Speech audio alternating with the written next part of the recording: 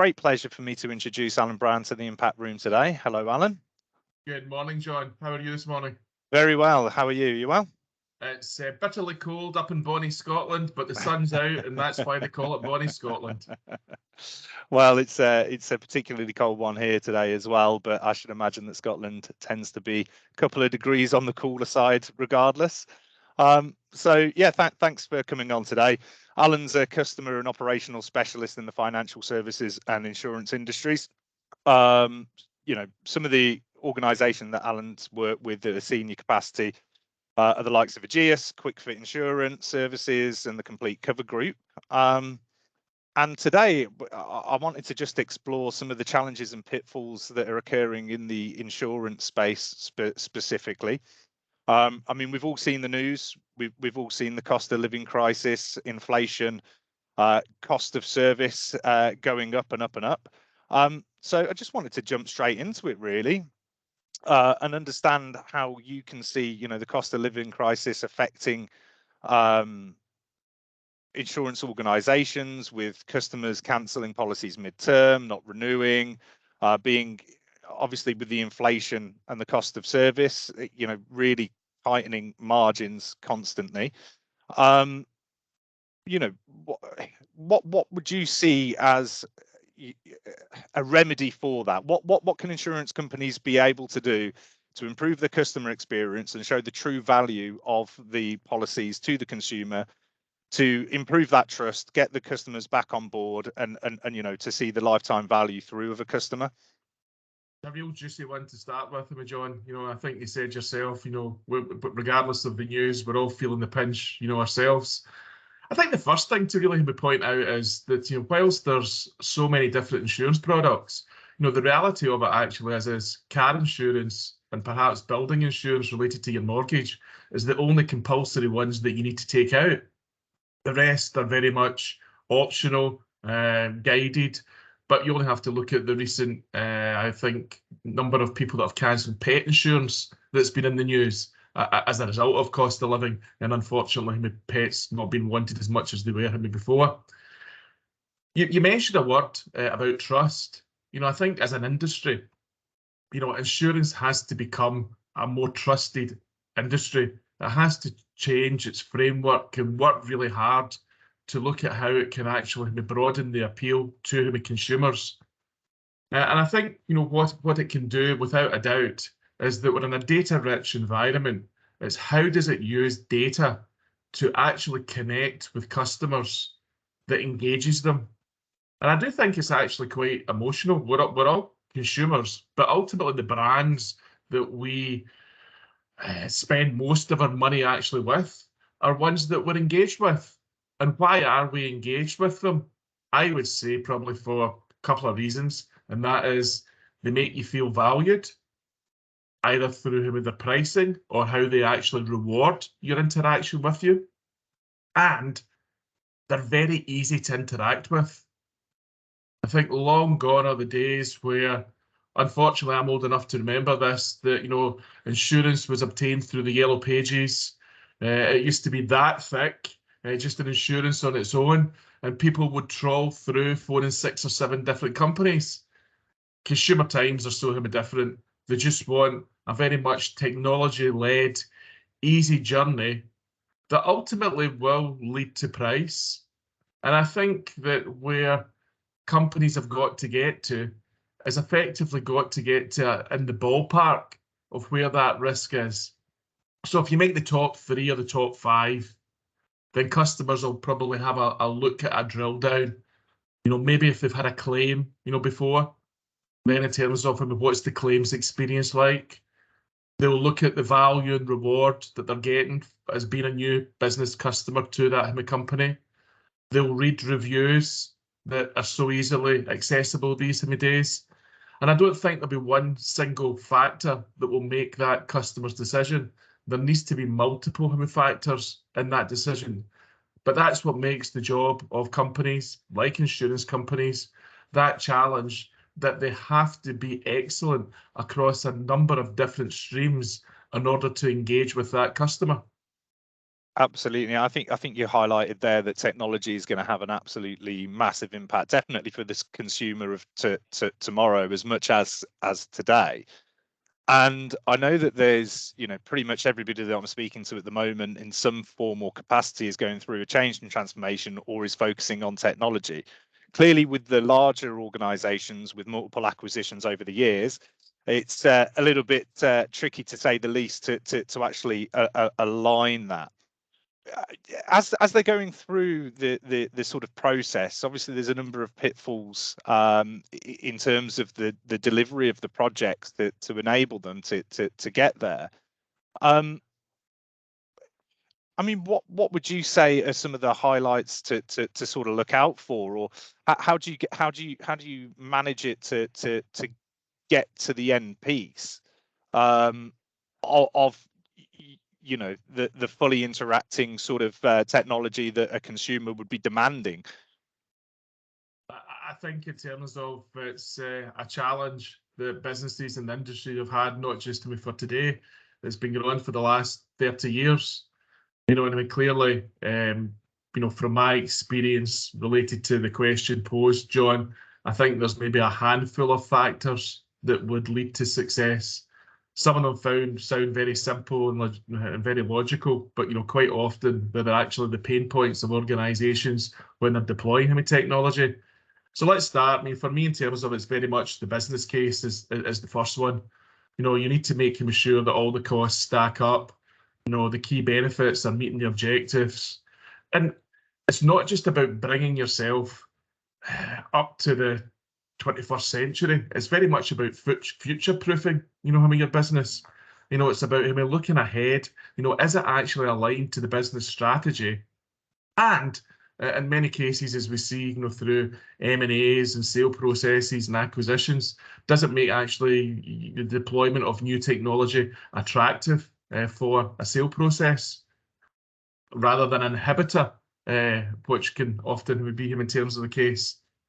So I think in terms of once you've got that, business case, it then leads into very much about project and sponsor and management.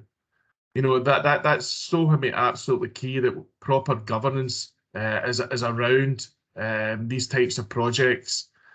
And with governance comes with actually having the right people in the room, across a multitude of sectors. We're all busy people, and fortunately, a governance process where you're going to another project meeting doesn't necessarily always tick the box as being the highlight in the day, but it's actually so key for future-proofing in terms of your business. And with that, therefore, it needs actually full buy-in and accountability from, I'm going to say, top down. It needs to be actually this one for me a very much a top-down process. And what I would say is, going through that process where, as you say, there's been multiple systems and organisations, and they're trying to define, redesign, and efficiency. The one thing I would say that you have to hold on to the most, that you cannot be without, don't be blinded by losing your MI. You're pulling MI from a variety of different systems. You're going to make a transition, perhaps to moving to one system. But through that transition, you need to know how your business operates. You need to have access to the data, and you need to have access to the MI. I think another, have a couple just to finish off on there, John. I know this one probably seems the easiest, but in terms of, making sure the requirements are right and they're actually all aligned to the people. Often I've been in an organisation where somebody's turned around and went, "Oh, we're not getting this. Oh, but we need that." And ultimately, that just leads to confusion, delay, cost, arguments, whatever. But the requirements need to be correct, which I suppose leads back into the business case. Get it right from the start. But ultimately, in an organisation, unless it's all going to be technology-led, you're always going to have people. And therefore, things like the communication and the staff and the culture are the two key aspects for me. You can never do enough communication. And ultimately, it can't be through one medium either. It has to be through various different sources of communication, making sure that we realise that, you know, not everybody reacts to the same message. So therefore, adjusting the message, adjusting the style, adjusting the availability. What happens when somebody's off for 2 weeks holiday? Do they just miss it?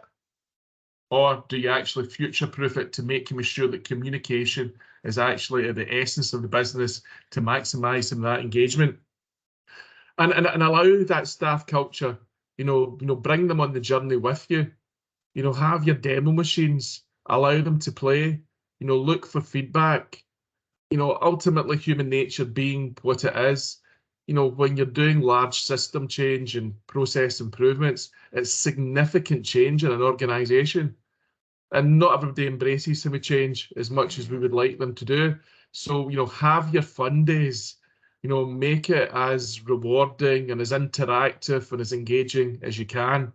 And I suppose that would be my 5 high point tips to success there, John. And to be honest with you, I made a little note as you were talking through there, and then when you've come to the end of your response, you've sort of ticked it somewhat, really, and that is culture and how important that is, and the part that plays, not only in the change and transformation piece, because at the end of the day, the people on the front line, they're the end users, really, and they're the ones that are going to see the benefits of the change themselves day to day. But they're very much hands-on. They're going to understand where the pitfalls are on the operational side of things more than anybody else. And it is a little bit of it can definitely be difficult, but to try and engage those people so that everything actually works. There's been so many times where I've heard that it just sort of gets lost along the way, and that culture needs to be pushed the whole way through. And I think similarly with that then, you know, we were speaking about the customer and the value, and, you know, making the customer feel valued. That has a massive knock-on effect as well, because if everybody's pushing towards the same goal and everybody's aligned, and you've got that culture where it runs all the way through the organization, ultimately the people that are going to benefit from that are going to be the consumers as well. You're going to get a much better customer service, a much better sort of passion towards it, and the processes and efficiencies that can take place along the way are going to be far greater than if you're just shooting into the dark, really, aren't they? Well, for me, it's very much a virtuous circle. You know, at the end of the day, when you deploy that system, it can't be, this is what happened to the end user. You know, they're the default position. You know, get the users, get the agents involved right at the start. You know, related to the requirements of the business case. You know, they're the ones that talk to customers most in an organization. They're actually your intel, they're your insight. They know what works well, they know what's inefficient, they know what customers like, don't like, and they certainly know what they think works well and doesn't well as well. It would be absolutely remiss not to have them involved at the beginning when you're designing your requirements, to making sure that you are meeting what the requirements are that fits your business strategy going forward. Absolutely. But I mean, I suppose there is difficulties in that, but I think that you highlighted there, you know, that there's many lines of communication to draw that engagement, rather than, you know, often I remember back in the day somewhat when I was frontline in a contact center, sometimes with some of these internal communications, it would just be an email, and that would be it. I think you've got to live and breathe it, and you know, actually live the culture. Make sure that that's going throughout every communication, not just an email. Every time you walk through the doors, even in the canteens, the cafeteria, it needs to be that sort of inclusive sort of push to make sure that everybody's involved within pulling in the same direction as well. It's very much about turning a strategy into a vision, to create that engagement. You know, for a business, one of the biggest fixed costs will be the labour. You know, and the power of having an engaged labour force compared to disengaged or not so engaged, you know, is massive. And, you know, I know words are cheap and it's easier said than done, but the reality of it actually is all the things that we're talking about here, get them right. You know, the question was, you know, what's the pitfalls? How do you actually get to the route to success? Then I actually firmly believe that by doing these things, then you've got a much better chance of succeeding versus your competition. and I think that leads on quite nicely to my next question. And one of the things that I've noticed, and it's been big for quite a while now, is many organizations that I'm speaking to are really finding it hard to attract and retain talent on all levels, but in particular in the front line sort of entry level positions. I mean, I've heard some horror stories of people not turning up to interviews and all sorts. Do you feel that with the culture piece can ultimately improve the retention, improve the results that you can get, and actually have an engaged workforce that are sort of aligned, shall we say? I don't think it's ever been as hard and more challenging for businesses as it is just now. I think, you know, the external environment factors that we've talked about, you know, I think in terms of the ability to recruit and retain his skills, it's just a massive drain on most organisations at the moment. I think the key thing, you know, we can cut around in terms of, you know, leading for the top. I think in terms of it's about articulating the vision. But what I would to me say is, what I'm really, really passionate about is very much around the employee experience. You know, we often hear lots of organisations talk about the customer experience. Then, you know, for me, are we talking about external customers? Are we talking about internal customers? In actual fact, are they just actually all customers? You know, the very first question him you asked me, John, was really about, I suppose, the cost of living and retaining policyholders through this. It's exactly the same with regards to employees. You know, when they wake up in the morning, we have to realise they have choices about where to actually go. You know, unemployment has never been higher.